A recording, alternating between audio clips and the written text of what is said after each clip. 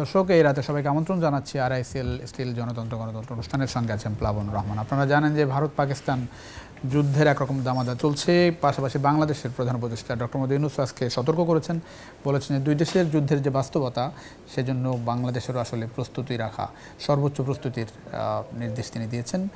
যেটি না রাখা একরকম বোকামি হবে, তেমনটাই তিনি বলেছেন। আমরা টোটাল বিষয় নিয়ে কথা বলতে চাই আমাদের আজকের আয়োজনে। আমাদের আজকের আলোচনার বিষয় যুদ্ধের প্রস্তুতি ও করিডোরের শঙ্কা। দুজন গুরুত্বপূর্ণ অতিথি আছে, শুরুতে তাদের সঙ্গে আপনাদের পরিচয় করে দিন। আমাদের সঙ্গে আছেন অধ্যাপক ডক্টর এম শাহিদুজ্জামান, সাবেক শিক্ষক, আন্তর্জাতিক সম্পর্ক বিভাগ, ঢাকা বিশ্ববিদ্যালয়। একেবারে ডান দিকে আছেন, আমার পাশে আছেন ব্রিগেডিয়ার জেনারেল অবসরপ্রাপ্ত মোহাম্মদ শামীম কামাল, চেয়ারম্যান জনতার দল ও নিরাপত্তা বিশ্লেষক। দুজনকে স্বাগত জানাচ্ছি জনতন্ত্র গণতন্ত্র অনুষ্ঠানে। আমরা শুরুতে একটু করিডোর নিয়ে একটু আলোচনা করতে চাই। মোহাম্মদ শামীম কামাল, এটির একটু মানে যদিও সরকারের পক্ষ থেকে দু একটি লাইনই এসেছে, একটু ধরেন এই জায়গাটাই রাজনৈতিক দলগুলোর মধ্যেও বেশ আলোচনা সমালোচনা হচ্ছে। অনেকে বলছেন যে এটি দেয়ার এখতিয়ার অন্তর্বর্তী সরকারের নেই, এর আগে দলগুলোর সঙ্গে আলোচনা দরকার ছিল। একটু সামগ্রিক বিষয় নিয়ে আপনার একটু প্রতিক্রিয়া জানতে চাই। আপনাকে ধন্যবাদ নিউজ 24-এর দর্শক শ্রোতা মণ্ডলীকে এবং আজকের বিজ্ঞ সহ আলোচক আমার অত্যন্ত শ্রদ্ধেয় প্রফেসর শাহিদুজ্জামান। আচ্ছা, এই বিষয়টা নিয়ে এখন একটু ধোঁয়াশা কাজ করছে। আমরা যেটা দেখতে পাচ্ছি যে দুদিন আগে পররাষ্ট্র উপদেষ্টা যেটা বললেন যে এ ব্যাপারে সরকার সিদ্ধান্ত নিয়েছে শর্ত সাপেক্ষে। শর্তগুলি কি এবং সিদ্ধান্তটা নিয়েছে এটা ইউনিল্যাটারাল গভর্নমেন্ট এককভাবে সিদ্ধান্ত নিয়েছে নাকি অন্য কোনো পদ্ধতি, এটা বিস্তারিত কিছু বলেননি। ঠিক পরদিন আমরা দেখলাম যে প্রধান উপদেষ্টার প্রেস সচিব বলছেন যে না, এই ব্যাপারে এখনও সিদ্ধান্ত হয়নি, কিছু মানে আলোচনা সাপেক্ষে সিদ্ধান্ত নেওয়া হবে। সো এটা একটা কনফিউশন কাজ করলো। এখানে আমরা প্রতিক্রিয়া হিসেবে যেটা দেখলাম যে মোটামুটি সকল রাজনৈতিক দল এবং যতগুলি আমি শুনেছি বা দেখেছি সবাই কিন্তু এখানে এটা বিরোধিতা করছে। এমনও বলছে যে অন্তর্বর্তীকালীন সরকার এরকম সিদ্ধান্ত নেওয়ার ক্ষমতা রাখে না। আমার মনে হয় যে এই কথাটা ঠিক না। অন্তর্বর্তীকালীন সরকার যে ম্যান্ডেট নিয়ে এসছে, যদি আমরা একটা বড় মানুষের মানে বিপ্লবের অভ্যুত্থানের পরে তাদের প্রতি একটা জনসম্মানের ম্যান্ডেট আছে, এটা কোনো সন্দেহ নেই। ইতোপূর্বে রাজনৈতিক সরকারগুলো যখন ছিল, যেমন গত ফ্যাসিস্ট সরকারের সময় যখন 1.2 মিলিয়ন রোহিঙ্গাকে নেওয়া হলো, সেটা কি কোনো প্রপার ওয়েতে সিদ্ধান্ত হয়েছে? সেটা কি গণভোট হয়েছে? সেটা কি পার্লামেন্টে ডিসকাশন হয়েছে? কিছু হয়নি। সমালোচনা তো হয়েছিল, সমালোচনা হয়েছে। একইভাবে এটা প্রথম আমি নেগেট করছি এই বলে যে সরকারের যে এরকম সিদ্ধান্ত নাই, এটা কথা ঠিক না। তবে হ্যাঁ, সরকারের জন্য যেটা প্রয়োজন সেটা হচ্ছে সর্বদলীয় একটা, যেহেতু ডাকলেই সরকার সকলকে এক মঞ্চে আনতে পারে, এটা কথাবার্তা বলে নেওয়া সম্ভব বা উচিত। আজকে ঢাকা ট্রিবিউনের রেফারেন্স দিয়ে আমি বলছি যে শর্তগুলি কিন্তু আজকে উল্লেখ করেছে, শর্তগুলি কিন্তু খুবই চমৎকার। এক হচ্ছে গিয়ে প্রথমত সিজ ফায়ার হতে হবে। এখানে একটা কৌশলগত মারাত্মক বিষয় আছে। যদি সিজ ফায়ার হয় মানে কি, এখানে জান্তা সরকার এবং আরাকান আর্মিকে ঐক্যমতে পৌঁছাতে হবে, তাছাড়া তো সিজ ফায়ার হবে না। যদি সিজ ফায়ার না হয় তাহলে করিডোর দিবে না। সো বাংলাদেশ অত্যন্ত একটা সেফ পজিশনে যাবে। দ্বিতীয় যে পয়েন্ট, যে অন্যান্য পয়েন্টগুলি আছে এই শর্তগুলির মধ্যে, তার মধ্যে একটা হচ্ছে ডিস্ট্রিবিউশনের ক্ষেত্রে কোনো ধরনের ডিসক্রিমিনেশন করা যাবে না, কোনো ধরনের শর্ত সাপেক্ষে ডিস্ট্রিবিউশন করা যাবে না। বাংলাদেশের জন্য ঝুঁকিটা কি, এটা কিন্তু আমরা রিয়েলাইজ করছি না। গত 2 সপ্তাহে প্রায় 1,13,000 রোহিঙ্গা অনুপ্রবেশ করেছে। কারণ ওয়ার্ল্ড ফুড প্রোগ্রাম থেকে ইউএনের যে মানবাধিকার সংস্থাগুলি আছে, তারা যেটা মানে অ্যাপ্রিহেন্ড করছে যে ভয়াবহ রকমের দুর্ভিক্ষ আসতে যাচ্ছে। কারণ এই যে আপনার এই যুদ্ধের মধ্যে মাত্র 20% তারা চাষাবাদ করতে পেরেছে, সার বীজ মানে কোনো কিছুই নাই। সো এখানে একটা ভয়ঙ্কর একটা পরিস্থিতি হতে যাচ্ছে। এবং এখন দেখুন যে গত 2 সপ্তাহে 1,13,000 রোহিঙ্গা যে আসলো, তারা নাফ নদী সাঁতরে আসছে। কত বড় জীবনের ঝুঁকি নিয়ে তারা আসছে। এখানে একটা ডিজাস্টার হচ্ছে। সব বাংলাদেশের জন্য যেটা ভয়ানক পরিস্থিতি, বাদ বাকি যে 5-6 লাখ রোহিঙ্গা আসছে তারাও কিন্তু আসবে। সো এখানে যদি মানবিক করিডোর দিয়ে তাদের আশাটাকে ঠেকানো যায়, তাহলে এটা বাংলাদেশের একটা উত্তম একটা পথ। কিন্তু কথা হলো যে ওই করিডোর, ট্রানজিট, ট্রান্সশিপমেন্ট নিয়ে ভারতের সাথে যে বিষয়টা আসছে, সেটা এমন জুজুর ভয় তৈরি হয়েছে যে এটা শুনলেই মনে হয় যে সার্বভৌমত্ব বিকিয়ে দেওয়া হলো বা এটা দিয়ে অস্ত্র যাবে, দিস দ্যাট।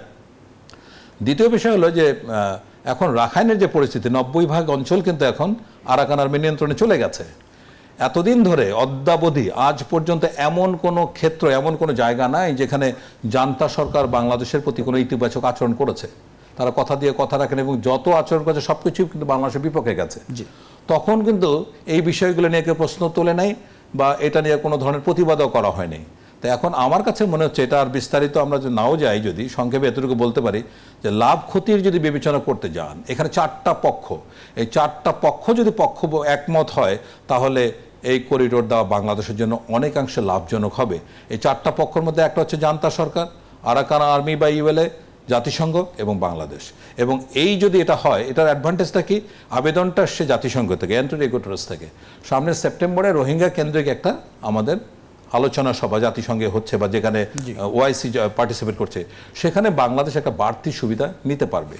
আর বাকি অনেক স্ট্র্যাটেজিক ইস্যুজ আছে যেগুলি হয়তো বা এত সহজ অল্প সময়ের মধ্যে ব্যাখ্যা করা সম্ভব না।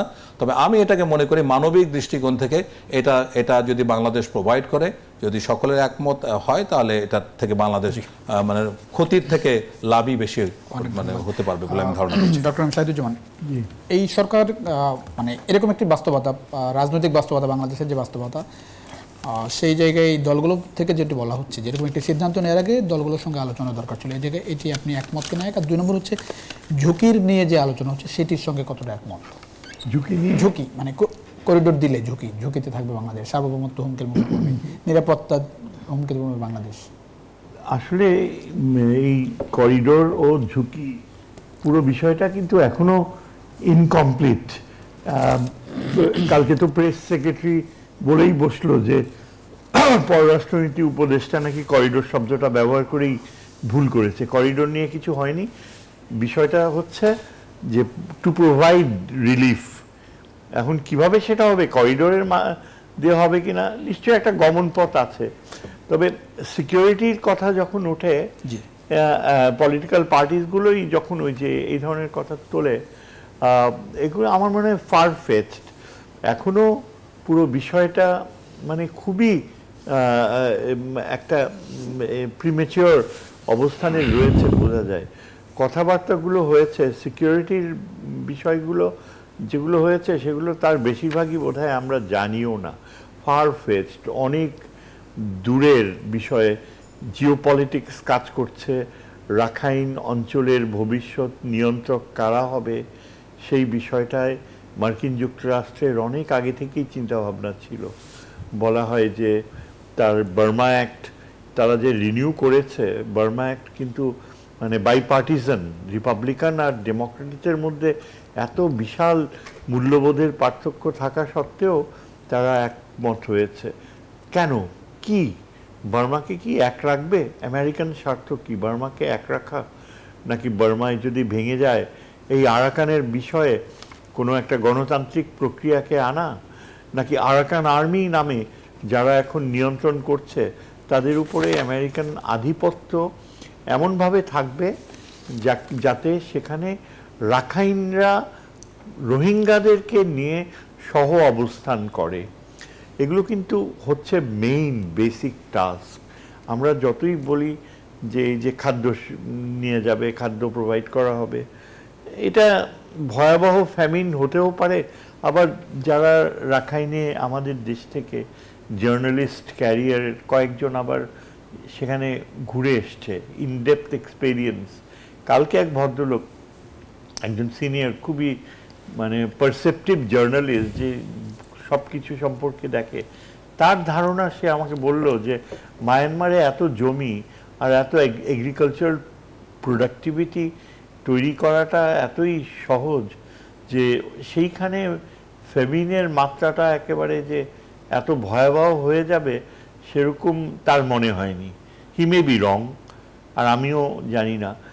এটাও তো ঠিক যে চারদিক থেকে যদি গভর্নেন্স না থাকে, মায়ানমারে তো কোনো ওই আরাকানে কোনো এফেক্টিভ গভর্নমেন্ট নাই, তারা সিভিল সোসাইটি পুরাপুরি একটা পারভার্টেড চিন্তাধারায় চলছে, যেখানে অর্ধেক জনগোষ্ঠী প্রায় রোহিঙ্গা, তাদের প্রতি তাদের টোটালি অ্যাটিটিউড অফ রিজেকশন, মিথ্যাচারের উপর গড়া, একটা বাস্তবতা, তারা মিথ ন্যারেটিভ তৈরি করেছে যে রোহিঙ্গা শব্দটাই ব্যবহার করা যাবে না। এই চিন্তাধারা আরও প্রস্ফুটিত হয়েছে আরাকান আর্মির যে চেঞ্জিং লেভেল অফ হেট্রেড। প্রথমে কিন্তু অত্যন্ত সহনশীল ছিল যখন তারা দুর্বল ছিল, তখন আরাকান সোসাইটি রোহিঙ্গাদের মেইন স্ট্রিম তারাই ছিল খুবই অত্যন্ত হোস্টাইল। তাদের বুদ্ধিস্ট মঙ্কসরা, মানে বৌদ্ধ ধর্মকে they literally raped the Buddhist religion. বুদ্ধ ধর্মের মূল্যবোধ একবার শ্রীলঙ্কাতে বিতাড়িত হয়েছিল আর এই মায়ানমারে বিতাড়িত। সেখান থেকে তারা এখনো এত ডেপথ, এত কোল্যাপস, এত ক্যাজুয়ালিটি, তারপরেও কিন্তু বুদ্ধিস্ট মঙ্কসদের মধ্যে কোনো যে রিপেন্টেন্স, যে জিনিসটা বুদ্ধিজমে খুব ইম্পর্টেন্ট, সেটার কোনো চিহ্নই নাই। So you can see that this is a culture of fascism, অনেকটা উগ্র হেইট। আর এইদিকে আমাদের এই রোহিঙ্গারা পৃথিবীর এক অন্যতম অদ্ভুত জাতিতে পরিণত হয়েছে, যার মেইন পারপাস হচ্ছে two breed. Unbelievable numbers of, শোনা গিয়েছে, ওই কালকে জার্নালিস্ট বলছিল যে দেয়ার আর সো মেনি মাদার্স প্রডিউসিং এভারেজে 8টা ছেলে মেয়ে হচ্ছে, এবং তাদের পিতৃত্ব কে দিয়েছে সেটাও অনেক ক্ষেত্রে জানে না। আনফর্চুনেটলি এটা আমি মানে ব্যঙ্গাত্মকভাবে বলছি না, দুঃখের সাথে বলছি যে এরা তো মুসলমান, এটা সামাজিক মৌলিক মূল্যবোধ ছিল।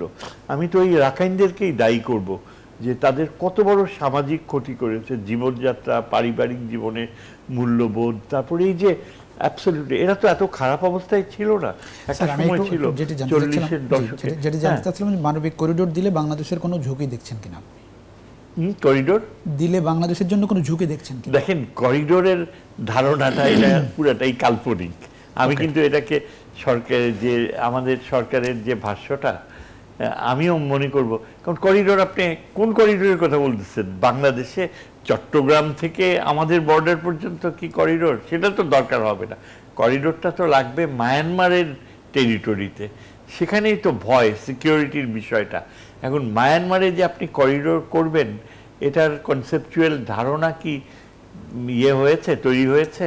এটা কি যে কোথায় যে শেষ হবে? তাহলে পর্বতমালা পার হতে হবে, প্রসঙ্গটা এভাবে আসলো, ওইখানে করিডোর করবে সরকারের পক্ষ থেকে, অন্তর্বর্তী সরকারের পক্ষ থেকে। আমার কথা হচ্ছে করিডোরের আইডিয়াটা কিন্তু এটা কাল্পনিক। কারণ আরাকান পর্বতমালা আপনি পার হইবেন কেমনে? বিভিন্ন রাস্তা থাকতে হবে। তো মানে পুরো ব্যাপারটা, আপনি যদি টপোগ্রাফি দেখেন আরাকানের, মানে কালাদান রিভার, তার এই সাইডটা হচ্ছে অনেকটা রোহিঙ্গা, আর কালাদান রিভারের ওই পারে একজন বাংলাদেশের প্রাক্তন রাষ্ট্রদূত বলেছিল যে নাফ নদীটা আমাদের বাউন্ডারি হওয়াটা ঠিক হয়নি, ওই কালাদান নদীটাই হওয়া উচিত ছিল। এখন করিডোরের ধারণাটা না একটা পুরাটাই একটা কল্পনা প্রসূত ধারণা, তার নিরাপত্তা দেয়া, মানে এগুলো সব ইমাজিনেশন। তাহলে ধরেন এই যেটি আপনি বলছেন, আর অন্তর্বর্তী সরকারের কাছে যে তথ্যটুকু আছে, আসল সেটি পরিষ্কার হওয়া দরকার কিনা? শুনুন, আমি বলি, এটা আমার মনে হয় যেটা আসল ব্যাপার হচ্ছে যে মার্কিনী যে প্ল্যান, সেখানে জাতিসংঘের সেক্রেটারি জেনারেলের সমর্থন রয়েছে। এই যদি ফ্যামিন হয়, যেটা ব্রিগেডিয়ার সাহেব বললেন, সত্যি যদি সেরকম কিছু হয়, তার পূর্বাভাস কিন্তু এখনো দেখতে পাচ্ছি না, তখন কিন্তু কম্পালশনস, তখন খুব তাড়াতাড়ি অ্যাক্ট করতে হবে, সেজন্য চিন্তা করতে হবে। এখন তার আগে আরও কয়েকটা পদক্ষেপ রয়েছে। যেমন আপনি একটা জিনিস কিন্তু বের হয়ে আসছে, যেটা নিয়ে আমরা কথা বলি না, আপনার ওই আরাকান আর্মি যদি সিকিউরিটি দিতে হয়, মার্কিনীদের প্ল্যান হচ্ছে, আমার যতদূর ধারণা, যে ওই মায়ানমার রেজিমের যে বাকি যে অংশটুকু তারা নিয়ন্ত্রণ করছে সিত্তুয়ের আশেপাশে এবং আরও দক্ষিণে, যেখানে চাইনিজ পোর্ট রয়েছে, যেখানে রাশিয়ান পোর্ট রয়েছে, ওদেরকে পুরোপুরি পরাজিত করতে হবে। কাজেই এইটা যদি আমেরিকান প্ল্যান থাকে, তাহলে বাংলাদেশকে এই মায়ানমার রেজিমের বিপক্ষে অবস্থান নিতে হবে। তার মানে মায়ানমার রেজিমকে একেবারেই উচ্ছেদ করে দিতে হবে আরাকান থেকে। The question is, are we in that, আমরা কি ওই পথে যাচ্ছি? মায়ানমার গভর্নমেন্ট খুব কড়া চিঠি লিখেছে বাংলাদেশ গভর্নমেন্টকে, শোনা গিয়েছে যে আপনারা কেন আরাকান আর্মির সাথে যোগাযোগ করছেন কি না। বাংলাদেশ সরকার এখনও বোধহয় উত্তর দেয়নি, তবে উত্তর যদি সত্যি সত্যি দেয়, তাইলে আমরা একটা ডিপ্লোম্যাটিক পজিশন নেব যেটা আমেরিকার পজিশনের কাছাকাছি। চায়না সেটাকে কেমনভাবে দেখবে আমরা এখনো জানি না। ধরে নেওয়া হচ্ছে যে চায়না হয়তো বা এগুলো সবই জানে, চাইনিজ ডিপ্লোমেসি অনেক ইনটুইটিভ, জানে, তারা জানে, জেনেও এখন পর্যন্ত দে ওয়াচ অ্যান্ড সি।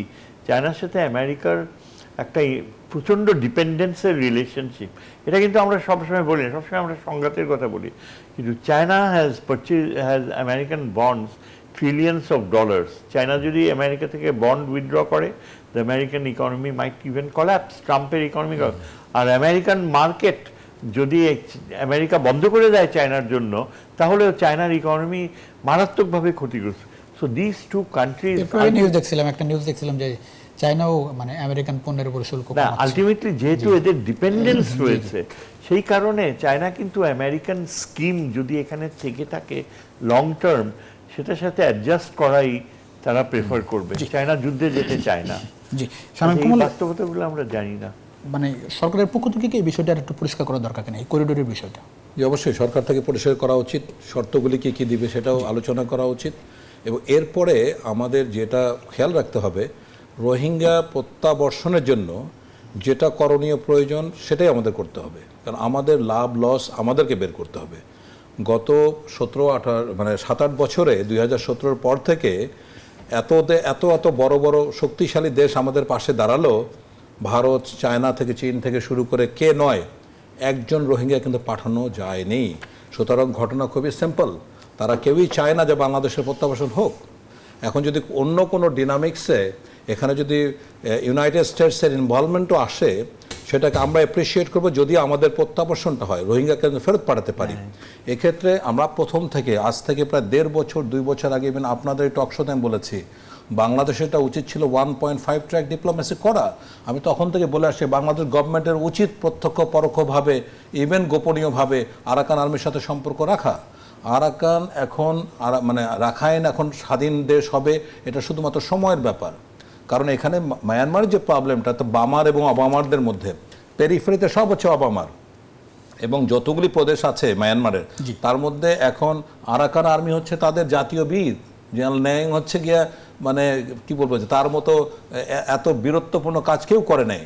সুতরাং তার হাতে এখন আরাকানের, যদি স্বাধীন আরাকান হয় তাহলে বাংলাদেশ হবে তার একমাত্র প্রতিবেশী। এবং স্যার যেটা বললেন, রোহিঙ্গারা এত রাজাকারিত্ব দেখিয়েছে সেই 1940-42 থেকে শুরু করে অদ্যাবধি, এতদিন ধরে রোহিঙ্গারা মার খেয়েছে জান্তা বাহিনীর কাছে, এখন মার খাচ্ছে আরাকানের কাছে। কারণ কি জানেন, এই মাঝে আরসাব বলেন, আরিফ বলেন, যতগুলি আপনার রোহিঙ্গা সংগঠন আছে, সবগুলি betrayed to with the Arakan army. সুতরাং এখন তারা স্বাধীনতার দ্বারপ্রান্তে। বাংলাদেশ যেটা করেছে, খুবই অপেশাদার আচরণ করেছে। যদি প্রথম থেকে আরাকান আর্মির সাথে যোগাযোগ করতো, তাহলে কিন্তু আজকে একটা বড় অ্যাডভান্টেজ নিতে পারতো। এখন ভবিষ্যতে আরাকান মানে রাখাইনে রোহিঙ্গাদের প্রত্যাবর্ষণ হবে কিনা, এটা নির্ভর করছে আরাকান আর্মির উপরে। মনে রাখবেন যে রোহিঙ্গারা কিন্তু রিফিউজি না, তারা কিন্তু আইডিপি না, তারা স্টেটলেস কোনোদিনই তার দেশে ফেরত যেতে পারেনি। পৃথিবীর ইতিহাসে এখন একটা ঘটনা দেখাতে পারবেন না যেখানে কোনো স্টেটলেস ফিরে গেছে। রিফিউজি বা আইডিপিতে তাদের একটা স্বপ্ন থাকে বাস্তবিটায়। এবং যে জায়গা থেকে রোহিঙ্গাদেরকে উচ্ছেদ করা হয়েছে, ওইটা এখন কোনো দেশের ইকোনমিক জোন। আমি স্পষ্ট বলতে পারি এটা চীনের অর্থনৈতিক জোন এখন। তাহলে সেখানে কি আর কি ফিরে যাওয়া সম্ভব? এখন চাপে যেহেতু আছে জান্তা সরকার, যে কোনো ধরনের মনোলভা প্রস্তাব তারা দিতেই পারে। এই কিছুদিন আগে বলেছে না 1,80,000 রোহিঙ্গা ফেরত দেবে। আমি আপনার চ্যালেঞ্জ দিয়ে বলতে পারি, একজন রোহিঙ্গা তো ফেরত নেবে না। রোহিঙ্গা মানে জান্তা সরকারের গত 50 বছরের যে ডিপ্লোম্যাটিক ক্যারেক্টার, এটাতে ছল চাতুরি, কথার অবাধ্য হওয়া ছাড়া কোনো কিছুই তারা করেনি। তাহলে সুতরাং কিসের উপরে ভরসা করে আজকে এতদিন ধরে আমাদের প্রতি যে অন্যায় অবিচার করলো? আমাদের স্বাধীনতার সার্বভৌমত্ব কি 2017 সালে ক্ষুণ্ণ হয় নাই? যখন এতগুলি প্রায় 12 লক্ষ রোহিঙ্গা পুশ করাই দিল আমাদের ইচ্ছার বিরুদ্ধে, ওখানে আমাদের লোকাল মার্জিনালাইজ হলো, পরিবেশ ক্ষতিগ্রস্ত হলো। আপনার বাড়িতে যদি আমি আমার কাজের লোক পাঠিয়ে বিছনাতে তছনছ করি, আপনার ঘর ড্রয়িং রুম সব তছনছ করি, আপনার বাসার প্রাইভেসি কী থাকলো? এই ঘটনাটা এখানে ঘটেছে। আপনি যদি ওয়েস্টফেলিয়ার সেই সার্বভৌমত্বের সংজ্ঞা দেখেন, তাহলে সেই সার্বভৌমত্ব কিন্তু ভীষণভাবে ক্ষুণ্ণ করেছে 2017 সালে। তখন তো প্রতিবাদ করা উচিত ছিল, that was act of war. এটা মিয়ানমারের এগেনস্টে যুদ্ধ করার জন্য that was a very right cause. তখন আমরা কিছু বলতে পারলাম। এতদিন ধরে স্বাধীনতার পরে 54 বছরে আমাদের সরকারগুলোকে আমরা বলতে শুনেছি আমরা কোনো যুদ্ধ চাই না, কিন্তু মানে আক্রান্ত হলে ছাড় নয়। এটা কোনো কথা হলো? প্রফেসর ইউনূসকে আমি ধন্যবাদ জানাই, এই প্রথম বোধহয় একজন স্টেটসম্যান বললেন যে আমাদের যুদ্ধের প্রস্তুতি নিতে হবে। এটা যুদ্ধের প্রস্তুতি নেওয়া এবং যুদ্ধ করতে হবে বা যুদ্ধের মানসিকতা রাখা, এটা যে কত বড় একটা মেসেজ একটা জাতির জন্য, এটা কি গত 54 বছরে কই আমরা কারো কাছে তো শুনলাম না। আর আজকে আমরা প্রশ্ন তুলছি যে এই সরকারের সামর্থ্য আছে কিনা। গত 7-8 মাসে 9 মাসে অন্তর্বর্তীকালীন সরকার প্রফেসর ইউনূস যে ঘটনাগুলি ঘটিয়েছেন, এটা তো আমরা 54 বছর কোনো রাজনৈতিক সরকার দেখতে পাইনি করতে। সুতরাং এখন সব মিলে একটা জায়গায় আসতে হবে। আমরা জাতীয় স্বার্থ এখনও চিহ্নিত করতে পারি না, কোথায় আমাদের কল্যাণ আমরা বুঝতে পারি না। দেখুন, মার্কিন যুক্তরাষ্ট্র যদি আসে, এখানে ঝুঁকির কথা বলছে না। 2012 সালে আপনার মনে আছে কিনা বারাক ওবামা আসছিল স্যার ইয়েতে মিয়ানমারে, তারপরে কিন্তু 2015 সালে প্রথম মিয়ানমারে নির্বাচন হয়। তো বার্মা অ্যাক্ট করে মার্কিন যুক্তরাষ্ট্র যে মুহূর্তে বার্মা থেকে চলে গেছে, সেই মুহূর্তে থেকে চীনের একচ্ছত্র আধিপত্য। চীন তার এনার্জি সিকিউরিটি, গ্যাস থেকে শুরু করে তেল থেকে শুরু করে রুবি থেকে জেট থেকে যত সম্পদ আছে সব একচ্ছত্রভাবে সে গ্রহণ করছে। এবং চীন হচ্ছে একমাত্র দেশ যে জান্তা সরকারকে প্রভাবিত করতে পারে। অবাক হবেন, 3 ব্রাদার অ্যালায়েন্স যে ছিল তার মধ্যে একটা গ্রুপ এখন সারেন্ডার করছে এর কাছে, জান্তা সরকারের কাছে, চীনের ইন্টারভেনশনের মাধ্যমে। তাহলে চীন কতটা প্রভাবশালী একজন দেশ। সেই চীন তো আমাদের একজন রোহিঙ্গা ফেরত পাঠানোর ব্যাপারে কোনো ধরনের সহযোগিতা করবে না। একটা বিরতির সময় আছে, বিরতি পরে ফিরছি। থ্যাংক ইউ দর্শক, ছোট্ট বিরতির সময় হচ্ছে জনতন্ত্র গণতন্ত্র কিছুক্ষণের মধ্যে ফিরছি, আশা করি সঙ্গে পাচ্ছি বিরতি। দর্শক, আবারও স্বাগত জানাচ্ছি আরআইএসএল স্কেল জনতন্ত্র গণতন্ত্রের সঙ্গে আছেন প্লাবন রহমান। আমরা কথা বলছিলাম ভারত পাকিস্তান যুদ্ধের প্রস্তুতি, একই সঙ্গে করিডোরের সংখ্যা নিয়ে। এম শাহিদুজ্জামান, বাংলাদেশ কি এখনকার যে বাস্তবতা সব মিলিয়ে বাংলাদেশ কি ভূ রাজনীতির মাঝখানে একটু জটিলতার মধ্যে পড়তে যাচ্ছে কিনা? ভূ রাজনীতি একটু জটিলতার মধ্যে পড়ছে কিনা বাংলাদেশ? তা তো নিশ্চয়ই জটিলতার মধ্যে পড়ছে, কিন্তু এই জটিলতাটা কিন্তু আমাদের অনুধাবন করা উচিত এবং যথাযথভাবে ঠিক মতো বোঝা উচিত।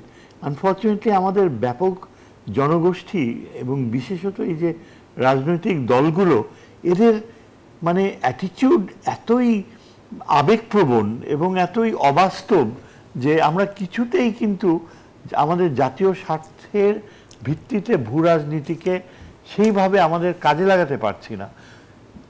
এই কাজে লাগানোর ক্ষেত্রে আমাদের সবচেয়ে ভালো মিত্র হতে পারে মার্কিন যুক্তরাষ্ট্র।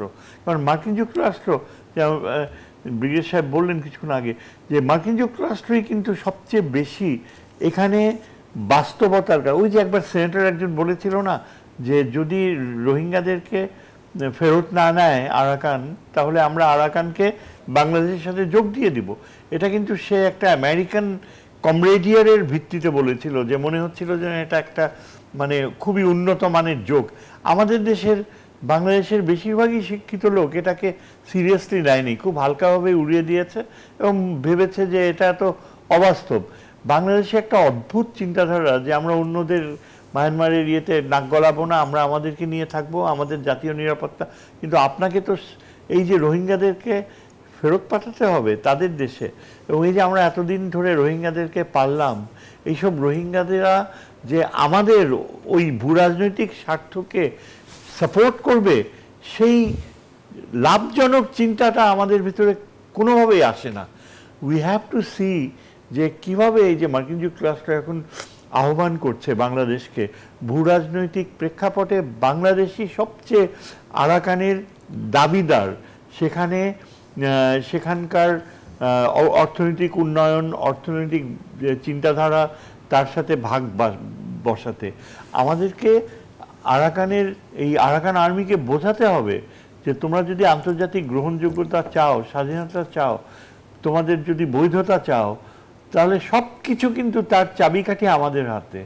আমরাই জাতিসংঘের মাধ্যমে আমাদের যে প্রভাব রয়েছে তোমাদেরকে সেই বৈধতা দিতে পারি, কিন্তু তার পূর্ব শর্ত হচ্ছে যে তোমরা একটা সভ্য জাতি হতে পারো, প্রমাণ করো। কারণ তোমরা এতদিন যে কাজ করেছো, ইট ওয়াজ এ জেনোসাইড।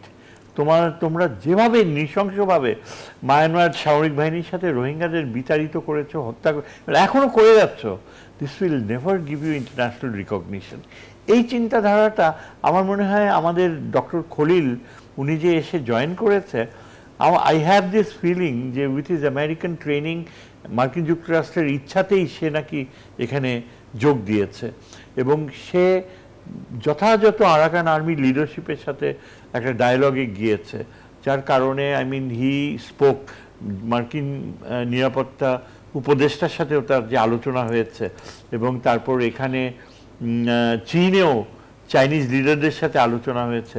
আমার মনে হয় সে একটা এক্সেপশনাল কাজ করছে, কারণ মার্কিন যুক্তরাষ্ট্র তার উপর আস্থা রাখছে বাংলাদেশের স্বার্থটা বোঝাতে, আর সে অত্যন্ত একটা লো প্রোফাইল মেনটেন করছে এখন। কিন্তু আমার কথা হচ্ছে, ভূ রাজনীতির ক্ষেত্রে আমাদের ব্যাপক রাজনৈতিক যে দলগুলো, এদেরকে করতে হবে, এটা এদেরকে অবলোকন করতে হবে গ্র্যাজুয়ালি। কিন্তু যেটা হচ্ছে, হঠাৎ করে যখন আপনি করিডোরের বিষয়টা শুনলেন এখন যেটা এখন করিডোরের কথা, জি আমি যেটি বলছি, মানে এটা তো এই জায়গার জন্য দেশের মধ্যে একটু জনমত দরকার কেন? মানে সরকার ধরেন যা ইচ্ছা তাই করতে পারে কিনা, সেটি নিয়েও তো প্রশ্ন উঠছে। দলগুলোও তো সবাই এখন এক পথে। আজকেও এনসিপির পক্ষ থেকে বলা হলো যে এটার জন্য জাতীয় সংলাপ দরকার, করিডোর সরকার দেবে কি দেবে না, যদিও নীতিগত সদ্যত বাংলাদেশ নিয়ে দেখেন করিডোরটাকে, না আপনি যেটি বলছেন সেটা ঠিক আছে, কিন্তু ধরেন আপনি হয়তো আপনার ইন্টেলেকচুয়াল লেভেল, সাধারণ মানুষ বাংলাদেশের তারা একরকম ভাবে ভাবছে, হ্যাঁ, সেই জায়গা থেকে কি সাধারণ লেভেলে বোঝানো যায়? জি সেটা বোঝানো কি? আপনি বিশ্বাস করেন সাধারণ লেভেলে আমি দেখেছি, এই যে আমাদের খুবই গরিব যারা সিএনজি চালায়, রিক্সা চালায়, আমাকে এক সিএনজি ড্রাইভার বললো যে স্যার এই জায়গা তো এটা আমাদের হওয়া উচিত, আমাদের বন্দুক লাগবে না, লাঠি দেন, আমরা 1 লক্ষ লোক একসাথে ঢুকবো।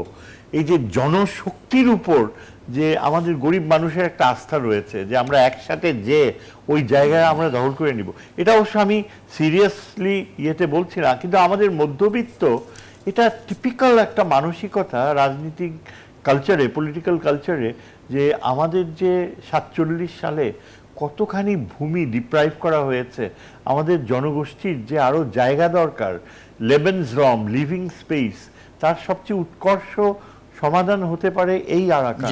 এবং আজকে মার্কিন যুক্তরাষ্ট্র কিন্তু আমাদের পাশে দাঁড়াচ্ছে, এবং আরাকান আর্মিকে বোঝাতে হবে যে তোমাদের ভবিষ্যৎ নির্ভর করছে আমাদের ও রোহিঙ্গাদের সাথে কোএক্সিস্ট করা। ধন্যবাদ। শামীম কল, যে প্রশ্নটি করেছিলাম যে বাংলাদেশের এখন মানে মানসিক যে বাস্তবতা, রাজনৈতিক দলগুলোর যে ভয়েস দেখছেন, সেই জায়গাটাই সরকার এদেরকে কনভিন্স করা উচিত বলে মনে করেন কিনা, এই যে সিদ্ধান্ত নেওয়ার জায়গাটাই? না, সরকারকে কনভিন্স করতে হবে, যেহেতু একটা প্রশ্ন উঠেছে যে এত বড় একটা জাতীয় ইস্যুর ক্ষেত্রে, এবং সরকারের জন্য এটা খুবই সহজ একটা বিষয়। যে কোনো জাতীয় বিষয়ে কিন্তু এখন সরকার ডাকা মাত্র সকল রাজনৈতিক দল একত্র হচ্ছে, এবং তাদের আমরা অনেক বিষয় দেখছি যে খুব অল্প সময়ের মধ্যে সুন্দর আলোচনার মধ্যে তারা বসছে। কিন্তু এখন কথা হলো যে যেহেতু সুস্পষ্টভাবে যদি প্রস্তাব এখন আসেনি, সরকার পক্ষ থেকে যদি বলে যে জাতিসংঘ থেকে আমরা এই প্রস্তাব পেয়েছি, তার উপরে এটা আমার মনে হয় একদিনের বিষয়। যদি এটা সরকার বুঝাতে পারে, সরকার বোঝানো খুবই সহজ যে আমাদের মূল প্রশ্ন হচ্ছে রোহিঙ্গা প্রত্যাবাসন। এই যে কিছুদিন আগে যে আপনার এখন যে বাস্তবতার মধ্যে আছে সেটি একটু বুঝতে চাই। সেটি হচ্ছে ধরেন আরাকান আর্মির সঙ্গে বাংলাদেশের যোগাযোগ, কেউ কেউ বলছেন যে জান্তা সরকারের সঙ্গে, জান্তা সরকার তো আলটিমেটলি কোনো কথা রাখেনি, এখন একমাত্র অপশন আপনি বলছেন যে আরাকান আর্মি রোহিঙ্গা প্রত্যাবাসনের জায়গাটাই। জি, আমি মনে করি যে তাই। আরাকান আর্মি যদি রাখাইন স্বাধীন হয়ে যায়, তখন তো জান্তা সরকার প্রশ্ন উঠবে না। আর এখন যদি জান্তা সরকার চায়, জান্তা সরকার চাচ্ছে তো 1,80,000, কখন, এখন কেন, এতদিন চায় নাই কেন? তারা কোথায় ফিরে যাবে? তারা কি তাদের বাস্তবিটা ফিরে যাবে? তা না। এবং আজকে কথা দেবে 1,80,000, আপনি 2,80,000 বলেন না কেন, কালকে সকালের মধ্যে বলবে যে আমি রাজি, একজনও ফেরত দেবে না। কয়জন ফেরত নিয়েছে এতদিন? নাটক তালবাহানা করে তো এগিয়েছে। কিন্তু কথা হলো যে জিনিসটা আমাদের বুঝতে হবে, আরাকান আর্মিকে আমরা সঠিকভাবে হ্যান্ডেল করতে পারিনি। আমি যে 1.5 ট্র্যাক ডিপ্লোমেসির কথা বলছি, সব কিছু তো ওপেনলি আসবে না সরকার জন্য। আপনি ওই জায়গায় আমি চাকরি করেছি অনেকবার, আমাকে 1 দিনের মধ্যে 6 ঘন্টার মধ্যে আমি তাদের শীর্ষ পর্যায়ের কাছে আমি আমার বার্তা পৌঁছে দিতে পারতাম। তো সুতরাং সরকারের এই যে 1.5 ট্র্যাক ডিপ্লোমেসি যে একটা আছে, এটা রাষ্ট্রীয় পর্যায়ে অনেকে। আর যে প্রশ্নটা আপনি করলেন যে পলিটিক্সে আসলে কি কোনো ধরনের মানে জটিলতা সৃষ্টি হচ্ছে, মজার ব্যাপার যেটা, যতই জটিল হবে ততই বাংলাদেশের পক্ষে জিনিসটা আসবে যদি আমরা ম্যাচিউরলি হ্যান্ডেল করতে পারি। কিন্তু অতীতে আমরা এটা হ্যান্ডেল করতে পারিনি। এখন দেখেন যে ভারতের সাথে আমাদের সম্পর্ক অনেকটাই অগাস্ট বিপ্লব মানে অভ্যুত্থানের পরে খারাপ। পাকিস্তানের সাথে যুদ্ধ শুরু, মানে যুদ্ধ ভাব চলে আসছে। চায়নার সাথে ইন্ডিয়ার সম্পর্ক ভালো না, মায়ানমারের সাথে সম্পর্ক ভালো না। কিন্তু এর মধ্যে দেখেন আমরা কিন্তু অ্যাডভান্টেজের পজিশনে আছি। এখনও যদি ইন্টারভেনশনের ব্যাপার থাকে, যদি ভারত পাকিস্তান মধ্যস্থতার ব্যাপার থাকে, তাহলে কিন্তু বাংলাদেশের নাম কিন্তু সবার আগে আসছে। সো অনেক বিষয় আছে যেখানে বাংলাদেশ কিন্তু অনেক অ্যাডভান্টেজ পজিশন অবস্থানে যেতে পারে। তো এইটা আমরা এখন কিভাবে হ্যান্ডেল করব তার উপরে নির্ভর করবো অনেকটা। তবে এতটুকু জিনিস আমি খুবই স্পষ্ট বুঝি যে রোহিঙ্গা প্রত্যাবর্ষণের ক্ষেত্রে সবচেয়ে গুরুত্বপূর্ণ স্টেক হোল্ডার হচ্ছে আরাকান আর্মি বা ইউএলএ। সো এইটা আমরা হারিয়েছি। এখনও যদি আমরা বলি যে ঠিক আছে যা হয়েছে হয়েছে, ফাইন, রোহিঙ্গারা যে ভুল করেছে আমরা তাদের এগুলি বাদ দিয়ে তোমাদেরকে আমরা সকল ধরনের সহযোগিতা করি, মানে একটা দেশের কিন্তু অবজেক্টিভের ক্ষেত্রে একটা হিডেন অবজেক্টিভ থাকে আর একটা স্টেটেড অবজেক্টিভ থাকে। মুখে বলবে একটা, ভিতরে ভিতরে কাজ করবে একটা। তো এইভাবে যদি সম্ভব হয় প্রত্যাবর্ষণ করা, তাহলে যেই আসুক না কেন সেই আমাদের সবচেয়ে বড় বন্ধু। তো এটাকে আমাদের কাজে লাগানো উচিত। এটা দিস দ্য হাইট। সেই জায়গায় নিশ্চয়ই ঐক্যমত্যা দরকার আসলে দেশের মধ্যে। শাহিদুজ্জামান স্যার, ভারত পাকিস্তান যুদ্ধের বাস্তবতা আসলে কেমন দেখছেন? বাংলাদেশের উপরে কি ধরনের ইম্প্যাক্ট পড়তে পারে? আমার মনে হয় ভারত পাকিস্তান যুদ্ধের যে ক্রাইসিসের যে আমরা সাধারণত বলি পিক, সেখান থেকে পিক থেকে এখন নিচের দিকে নামছে। এখন প্রশ্ন হচ্ছে যুদ্ধ না, এখন প্রশ্ন হচ্ছে ডিএসকেলেশন, অর্থাৎ যাতে এই প্রক্রিয়াটা যুদ্ধের সম্ভাবনার মাত্রাটা আরও এসকেলেট ছড়িয়ে না পড়ে। শোনা যাচ্ছে যে মানে গত কয়েকদিনে হঠাৎ ইন্ডিয়া সার্জিক্যাল স্ট্রাইক করবে, এই প্রোপাগ্যান্ডাটা ইন্ডিয়া চালিয়ে যাচ্ছে। আজকে আবার পাকিস্তান বলল যে 4টা রাফেল ঢুকছিল, পাকিস্তান চেস করে বের করে দিয়েছে। এখন কথা হচ্ছে যে আণবিক অস্ত্রায়নের বাস্তবতায় যুদ্ধ করা তো কোনো বাস্তব সম্ভাবনা না। আণবিক অস্ত্রায়নের একটাই উপযোগী রিয়েলিটি হচ্ছে নিবারক হিসাবে যুদ্ধকে ঠেকায় রাখা, এবং এইটা এখনো সাকসেসফুলি হচ্ছে।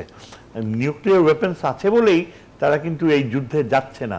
ইন্ডিয়া কিন্তু বারবার প্রলুব্ধ হয়েও সাহস পায় না শেষ পর্যন্ত, কারণ পাকিস্তান কীভাবে রিয়্যাক্ট করবে। এখন লেটস হোপ, যেটা সবচেয়ে আশাবাদী ধারণা হতে পারে এই যে এই ইন্ডিয়া তার প্রাইডকে হজম করে ইন্ডাস ওয়াটার ট্রিটি যে সেট অ্যাসাইড করে রেখেছে, সেখানে আবার তারা বাস্তবতায় ফিরে আসবে। পাকিস্তানের প্রতি তারা মানবিক দিকটা ফেরত আনবে। সাথে সাথে পাকিস্তানও তার এই সিমলা চুক্তির প্রতি তার যে আস্থা ছিল এতদিন, এত বছর, সে তার প্রতি যাতে আস্থাটা ফিরে আসে। এখন মেডিয়েশন দরকার। পাকিস্তান তো বলছে যে ধরেন কাশ্মীরে যে ঘটনা ঘটেছে সেটি নিরপেক্ষ তদন্ত হোক। হ্যাঁ, পাকিস্তান হেল্প করতে চাইছে। পাকিস্তান কিন্তু অত্যন্ত সংবেদনশীল। গত কয়েক বছরে পাকিস্তান অনেক চেষ্টা করে তারা কিন্তু এই টেররিস্ট ইমেজ থেকে বের হয়ে আসছে, চেষ্টা করছে, কিন্তু ইন্ডিয়ায় তাকে হতে দিবে না, কোনোভাবেই হতে দিবে না। এই যে দেখেন লাস্ট ক্রিকেট ওয়ার্ল্ড কাপটা হলো, সব দেশ, অস্ট্রেলিয়া, ইংল্যান্ড, তারপর সাউথ আফ্রিকার মতো টিম, নিউজিল্যান্ড, এরা এসে সবগুলো পাকিস্তানি সিরিজে খেলছে। তার মানে কি, পাকিস্তানের টেররিজমের ধারণা প্রায় মুছে দিতে পেরেছে পাকিস্তান সরকার। ইন্ডিয়া এটাকে হতে দেবে না। ইন্ডিয়াকে কর্নার করতে হবে। এখন প্রত্যেকটা দেশ, মার্কিন যুক্তরাষ্ট্র জানে India should be told straight যে তোমার দেশে যে আরএসএস নিয়ন্ত্রিত সরকার রয়েছে, এটা নিজেই একটা সন্ত্রাসী বাস্তবতা। তোমার দেশে মাওবাদীরা এখনো তোমার সেন্ট্রাল গভর্নমেন্টের সাথে যুদ্ধ করছে, এবং একবার মনমোহন সিং বলেছে যে ইসলামী মৌলবাদ কিন্তু ভারতের শত্রু না, ভারতের শত্রু হচ্ছে এই যে মাওয়িস্ট লেফট, যারা লোয়ার কাস্ট, যাদেরকে ডিপ্রাইভ করছে হিন্দুত্ববাদী ধর্ম। কাজেই ভারত পাকিস্তান যুদ্ধের সম্ভাবনাকে যদি বিট করতে হয়, বিশ্ব প্রক্রিয়াকে এগিয়ে এসে ইন্ডিয়াকে এক্সপোজ করে দিতে হবে।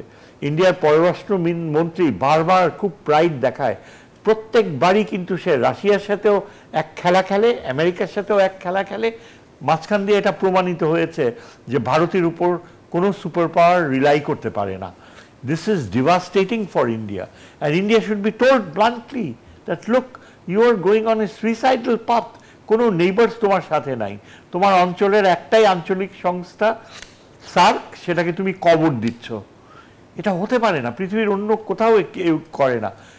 ইন্ডিয়া হচ্ছে একমাত্র দেশ যেই দেশে এমন বাস্তবতা যে আজকে আমরা পাকিস্তানের থেকে ঢাকায় আসতে পারি না প্লেনে, বিকজ ইন্ডিয়া এখনো কিন্তু কনফার্ম করেনি যে ফ্লাইট দিবে, ফ্লাইট পাথও দিতে চায় না।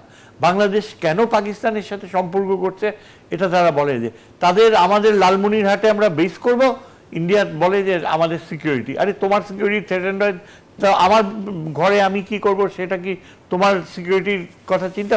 মানে they have become so irrational, অযৌক্তিক, যে এদের আচরণ মানে এদেরকে কেউ বোঝানো উচিত যে what the hell are you think you আর।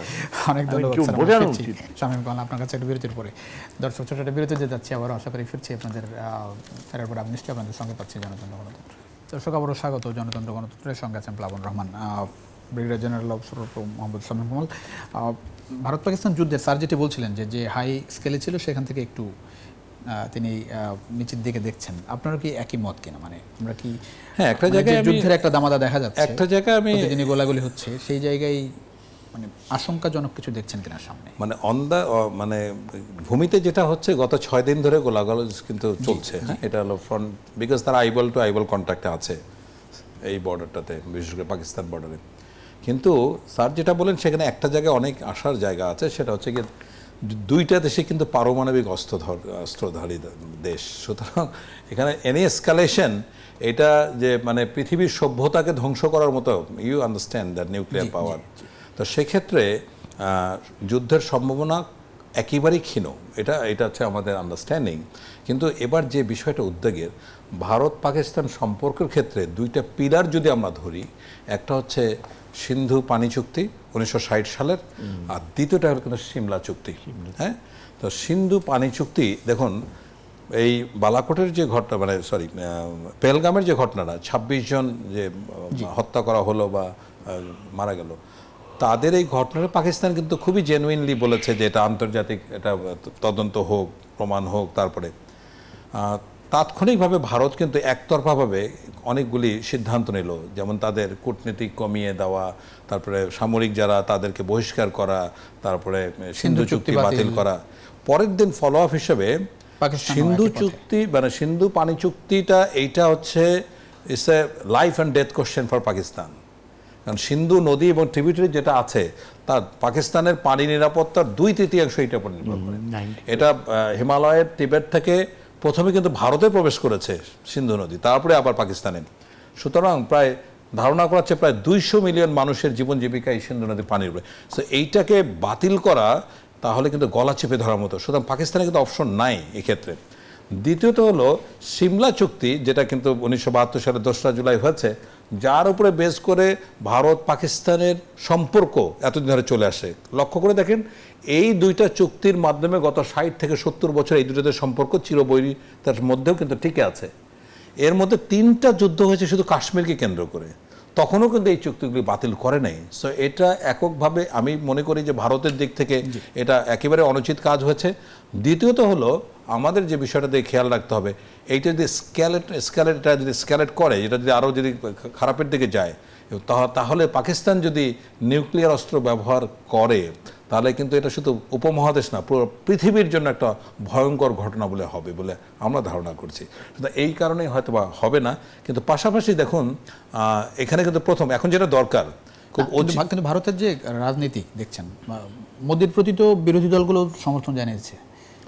হ্যাঁ, এটাই তো হলো মানে বিজেপি সরকার ভারতের রাজনীতির চমৎকারিতা হচ্ছে এটা। যাই হোক না কেন, কংগ্রেস নেতা রাহুল গান্ধী পর্যন্ত যে পেহেলগামের বিষয়ে ভারত সরকার যা নেবে আমরা সাথে, আমাদের বাংলাদেশে এই ঘটনাটা ঘটে না। আজকে মানবিক করিডোর হলে এক একজন এক এক মত। আপনি 3000 বছরের ইতিহাসে বাংলাদেশে কোনো বিষয় ঐক্যমত আসে নাই। সুতরাং ওই যে ভারতের যে কোনো রাষ্ট্রীয় বিষয় যেমন তার একমত হয়, আমি যেটাকে মোদী সরকারের উপর কোনো প্রেশার দেখছেন? হ্যাঁ, অবশ্যই মোদী সরকারের প্রেশার, প্রচন্ড প্রেশার আছে, কারণ আস্তে আস্তে জিনিসটা সত্য উদ্ভাসিত হতে থাকবে। মোদী এখন অতি ডানপন্থী পদক্ষেপ নিচ্ছে। আমার বিবেচনায় মোদির এই ঘটনা যদি থিওরি অফ কনস্পিরেসি অনুযায়ী সামান্য সত্যতা পাওয়া যায়, তাহলে উনি নেতানিয়াহুর মডেল ফলো করছেন। নেতানিয়াহু কিন্তু যথেষ্ট জনপ্রিয় ছিল, তারপরে নেতানিয়াহু গাজার যুদ্ধ এতদিন ধরে এখন পর্যন্ত কন্টিনিউ করছে একটা কারণে, যে একমাত্র নেতানিয়াহু ইসরায়েলকে সেভ করতে পারে। একইভাবে মোদি যেটা চাচ্ছে বুঝাতে ভারতবাসীকে যে শুধুমাত্র বিজেপি ভারতকে রক্ষা করতে হবে, আর কেউ নয়, এরকম একটা ধারণা থেকে এই যুদ্ধটা যদি লঞ্চ করে, এই ঘটনা ঘটে থাকে, থিওরি অফ কনস্পিরেসি এতে আমি বলছি, আমি কোনো যেহেতু দালিলিক প্রমাণ নাই, আমি ওইদিকে যাচ্ছি না। কিন্তু এইটা ভারতের জন্য অবশ্যই একটা বড় ধরনের, এটা যদি প্রমাণিত হয় যে এইটা হত্যাকাণ্ডের সাথে কোনো পাকিস্তানি কারো সরাসরি জড়িত নয়, তাহলে এটা অবশ্যই ভারত এবং বিজেপির বিপক্ষে যাবে বলে আমি মনে করছি। অনেক ধন্যবাদ ডক্টর শাহাদুজ্জামান। বাংলাদেশের অবস্থান কেমন হওয়া উচিত এই জায়গায়? বাংলাদেশের অবস্থান দেখেন, আমরা আজকে প্রধান উপদেষ্টা বলেছেন যে ভারত পাকিস্তান যুদ্ধের যে অবস্থা, প্রতিনিয়ত যুদ্ধের হুমকি আসছে, বাংলাদেশেরও প্রস্তুত থাকা দরকার, প্রস্তুত থাকা উচিত। এটা কিন্তু খুব সর্বোচ্চ প্রস্তুতির কথা। আমাদের চিফ অ্যাডভাইজার সাহেব যেটা বললেন, এই প্রথমবার শোনা গেল যে সামরিক প্রস্তুতির কথা উনি বলছেন। হয়তো এটা কিসের দিকে ইঙ্গিত করছেন জানি না, শুধু কি ভারত পাকিস্তান, হয়তো এই যে মায়ানমার, আমাদেরও তো একটা সামনে একটা রিয়েল পরীক্ষা আসছে, রোহিঙ্গাদের ফেরত দেয় এবং মার্কিন যুক্তরাষ্ট্র ও চীনের সাথে সম্পর্কের একটা নতুন মাত্রা নিয়ন্ত্রণ করা।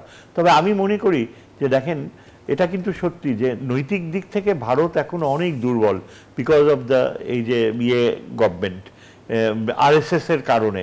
এবং এখানে ভারতের ইন্টারনালি সবচেয়ে শকিং ব্যাপার হচ্ছে, এখনও এই যে গত 5 দিনের ভিতরে কোনো প্রমিনেন্ট ইন্ডিয়ান দেখলাম যে মাথা ঠান্ডা করে সাহস করে চ্যালেঞ্জ করছে না ইন্ডিয়ান পারসেপশনকে যে তারা কাশ্মীরে মানুষের রায় বেছে নেওয়া উচিত। একসময় অরুন্ধতী দেবী সরাসরি বলতেন, কিন্তু আজকে অরুন্ধতী দেবী বয়স হয়ে গিয়েছে, তিনিও বলেন না।